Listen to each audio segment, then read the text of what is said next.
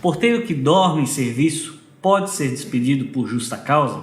Pois bem, quando nós falamos em justa causa, nós estamos falando do cometimento de falta grave. E aquele porteiro que dorme em serviço, ele estaria inserido naquela figura prevista no artigo 482, a linha E da CLT, ou seja, desídia, seja aquele trabalho feito com negligência, de qualquer jeito, e que faz romper essa confiança do empregador para com o empregado, merecendo então uma rescisão desse contrato de trabalho. Pois bem, no primeiro momento nós temos que fazer uma diferenciação que é feita pela própria Justiça do Trabalho. Uma coisa são aqueles pequenos cochilos, aquela sonolência, aquele retardo nas respostas, seja um pouco de desatenção, que é próprio de quem trabalha à noite. Ou seja, isso é muito mais uma resposta fisiológica daquele que trabalha durante esse período do que propriamente aquele que se entrega, à preguiça, ao descanso, quando deveria estar trabalhando. Então, esses cochilos, ainda que ele seja surpreendido, não é considerado falta grave, ok? Não é considerado dormir, então. Tá? Para ser caracterizada a falta grave, o sujeito ele deve fazer daquele ambiente praticamente um quarto.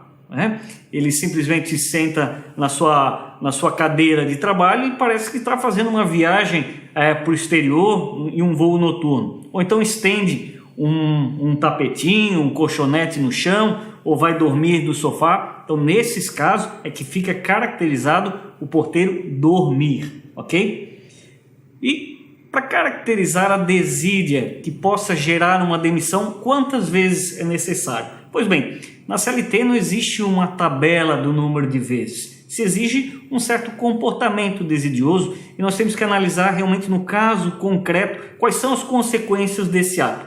Por exemplo, vamos imaginar um porteiro que durante uma noite cai no sono, dorme lá no sofá ou no seu colchonete e nesse dia o condomínio sofre um assalto, ok?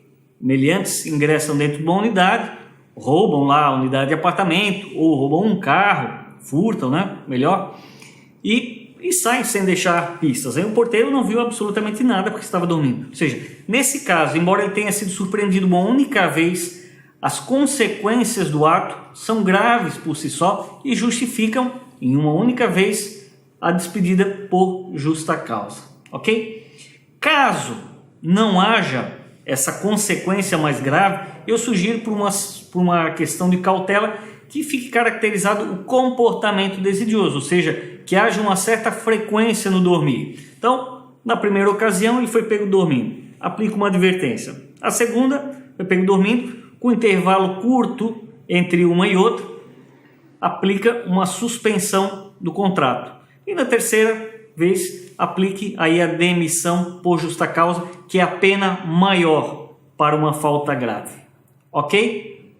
Da mesma maneira, o que deve estar presente é que compete ao empregador a prova da falta grave. Ou seja, não basta você ir lá conversar numa primeira vez, conversar numa segunda vez e na terceira, olha, meu amigo, você está demitido, sem ter prova alguma. Então, a minha sugestão, se a pretensão é despedir por justa causa, que se tenha provas, que se tenha registro em atas, que sejam penalidades aplicadas por escrito, ok? E o melhor, que sejam verificadas por meio de câmeras de segurança, ou seja, por meio de imagens, que é o melhor meio de prova. Por quê? Porque muitas vezes essas situações são levadas à Justiça do Trabalho e pelo tempo, o transcurso do processo, você já não consegue mais arregimentar aquelas testemunhas que lá atrás reclamavam e alegavam que o porteiro dormia. Aí você vai para uma audiência e fica lá sozinho, sem prova nenhuma. Então, se for para despedir por justa causa, que se tenha provas, ok?